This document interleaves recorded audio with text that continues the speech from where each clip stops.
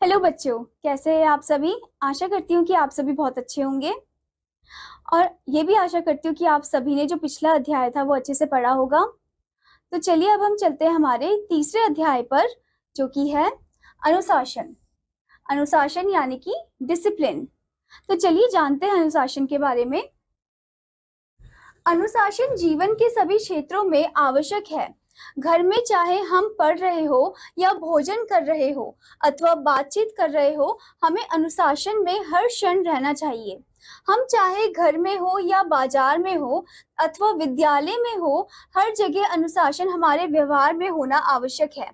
कक्षा से लेकर पुस्तकालय और खेल कूद के मैदान तक अनुशासन आवश्यक है। अब यहाँ पर क्या बोला कि जो डिसिप्लिन है वो हमारे जीवन का एक इम्पॉर्टेंट पार्ट है। तो हमें हर जगह क्या करना चाहिए, डिसिप्लिन में रहना चाहिए। चाहे हम घर के अंदर हो या घर के बाहर हो, चाहे हम किसी से बातचीत कर रहे हो, तो हमेशा हमें क्या करना चाहिए, डिसिप्लिन में रहना चाहिए। ओके। यहाँ पर ये भी बोला है कि चाहे आप बाजार में हो चाहे विद्यालय में हो, तो हर जगह आपको अच्छे से बात करना चाहिए, पोलाइटली बात करना चाहिए और एकदम डिसिप्लिन में रहना चाहिए। अब आगे क्या बताया गया है, अनुशासन कोई आवश्यक जीवन पद्धति या कार्यशैली नहीं है। हमारे जिस व्यवहार अथवा कार्य से दूसरों को सुविधा हो तथा जीवन सुव्यवस्थित ढंग से व्यतीत हो, वही अनुशासन होता है। अनुशासन हमारे व्यक्तित्व को निखारता है, वहीं दूसरी ओर हमारे सामाजिक जीवन को सुंदर भी बनाता है। अनुशासन के कारण ही हम समाज में सभ्य और संस्कारवान कहे जाते हैं।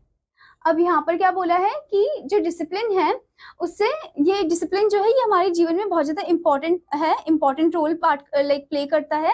और हमारे जिस व्यवहार अथवा कार्य से, जिस व्यवहार और कार्य से दूसरों को अगर सुविधा मिलती है तो वो अच्छी बात है। मतलब हाँ, अगर हम अच्छे से बात कर रहे हैं किसी पर्सन से, तो वो भी क्या होता है कि सामने वाला पर्सन जो है वो भी हमसे अच्छे से बात करता है। तो यानी कि ये भी एक डिसिप्लिन है कि हमें दूसरों से कैसे बात करनी चाहिए। और अनुशासन हमारे व्यक्तित्व को क्या करता है, पर्सनालिटी को निखारता है। और वहीं दूसरी ओर हमारा जो सामाजिक जीवन है यानी कि हमारा जो सोशल लाइफ है वो भी अच्छा बनाता है, स्ट्रांग बनाता है। अनुशासन के कारण क्या है कि हम समाज में सभ्य और संस्कारवान तरीके से रहते हैं। ओके। तो इस अध्याय से आपको क्या शिक्षा मिलती है, इससे आपको यह शिक्षा मिलती है कि अनुशासन ही सफलता की कुंजी है।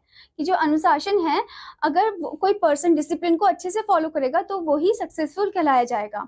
ओके। आशा करती हूँ बच्चों कि आपको यह अध्याय अच्छे से समझ में आया होगा और आप सभी इस अध्याय में जो बताई गई चीज है उसे फॉलो करोगे। तो अब मैं आपको मिलूंगी अगले अध्याय में। तब तक के लिए धन्यवाद बच्चों।